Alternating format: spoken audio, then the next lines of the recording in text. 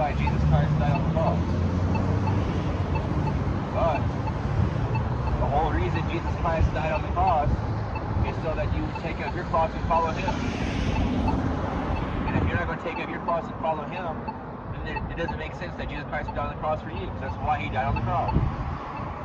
So you could do his will, so that he would overcome the world for you in advance, so that you would be able to do his will in the world.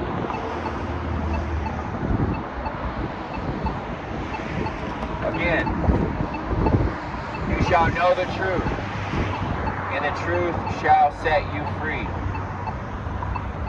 And that truth is Jesus Christ.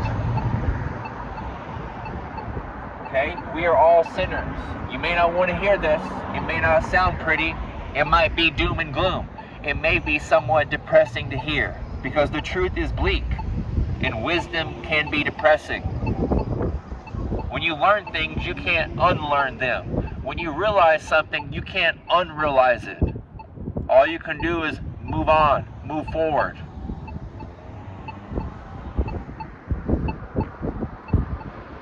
So God knows what lies in darkness. I'm telling you right now, there are people in your lives that don't need to be in your lives.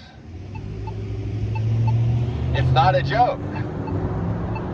God had to remove people in my life that have been in my life for 10 years, 10 plus years. I thought they were one of my best friends. Come to find out, this person trades me in for $1,000. Someone I know for 10 plus years, they trade me in for $1,000. Isn't that crazy? That's how people are. But this is why we don't put any trust in human efforts. We do not trust in princes. We do not trust in officials. We do not trust in the police. We do not trust in the government. We do not trust in anybody on this earth except for Jesus Christ. Because everybody else makes mistakes. Even the good people can be deceived. Even you can have good intentions and still make the wrong action. Okay, you can have good intentions, but the results ended up badly. Okay, this is real life. It's time to get serious. You don't know when Jesus Christ is coming back. I don't know when Jesus Christ is coming back. All I know is when he's coming back, or when I die and go to heaven to meet him, I don't want him to send me to eternal fire. That's the most important thing to me. Not going to eternal fire for all eternity. Okay, the Bible says we must each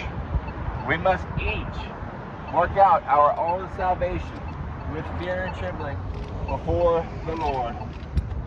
Nobody can work out your salvation for you, and nobody's going to work out your salvation for you. That's your responsibility as a human. It's your responsibility as a human. It's your responsibility as a human to work out your salvation with fear and trembling before the Lord. If you don't work out your salvation with fear and trembling before the Lord, you can rest assured that you're headed to eternal fire and brimstone, into eternal torment, prepared for the devil and his angels, or his demons, as some translations put it. Okay, God knows what you do in secret. You can come outside and look nice, and look pretty, and smell good, and sound good. And nobody sees anything wrong with you. But God knows what's in your heart. God sees what you do in secret. God sees what you do in the shower. God sees what you do in the restroom. God sees what you do in your bedroom. Yeah, God sees it all. Yes, he does. Yes. He sees it all. The Bible says even the underworld is naked before God. So God sees everything. Nothing is hidden from his sight. There's nowhere you can go to hide from God. Unfortunately, you cannot. You cannot go underground. We know in later times, the wealthy, which may be some of you listening, I don't know, only you know that and God, they will try to go to outer space. or build underground bunkers, stuff like that, to escape God's wrath. But if everybody dies, everything dies, and it's all incinerated, there's no doctors to treat you. There's no offspring to mate with. I don't really see a future for you there. So you may want to rethink that and get close to Jesus Christ today. Get closer with Jesus Christ than you are with your business partner. Okay? They're both fueled by greed. A lot of people join forces together when they have the same goal. Whether that's greed, whether that's violence, whether that's adultery, fornication, whatever. Doesn't mean it's right. So you have to be careful who you choose to agree with, who you choose to partner with. And let me tell you something else. Just because you make a profit doesn't mean it was the right choice. I want to tell you something else, and that's very important to understand.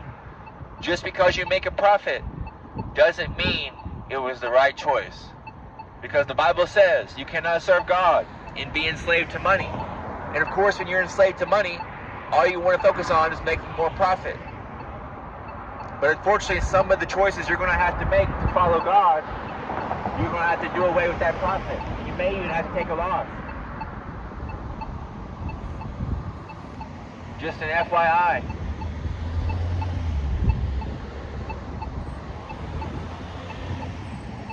But the good news is, God rewards those that diligently seek Him.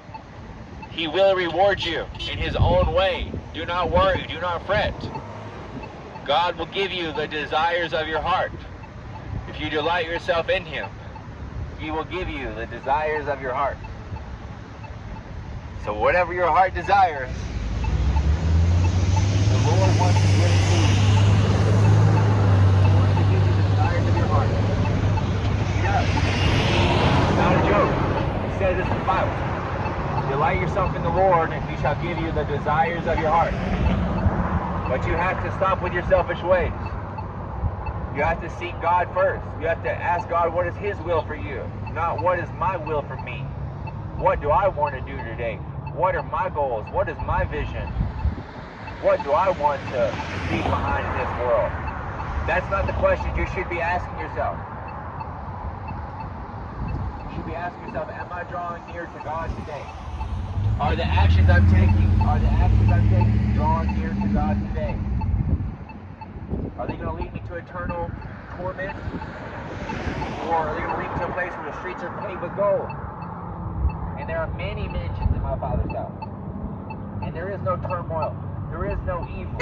All things that cause sin are removed. There are no diseases.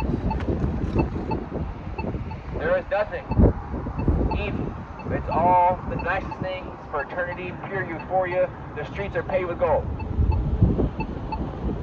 Pure euphoria, where the streets are paved with gold for eternity. That's heaven. Okay, that's the kingdom of heaven. Or you have the alternative, or the lake of fire, to burn for all eternity. You think it's cool? The devil lies to you. He said, "Oh, come worship me. I'm going to give you this in the kingdom of hell. I'm going to make you a great leader in the kingdom of hell. I'm going to make you my general in the kingdom of hell." That's all a lie. Satan does not love you. Okay, it's a lie. He'll say whatever, do whatever to get you into that eternal lake of fire. Because once you're there, he knows he has you for eternity. And he's more clever than you'll ever think. He is the most shrewd, right? But all is well. With God, we are wiser than our enemies. We have more understanding than our teachers. And we have more insight than the elders. And God gives wisdom freely to those who ask. He will not rebuke you for asking. You don't have to travel to a different country to look at the Vatican.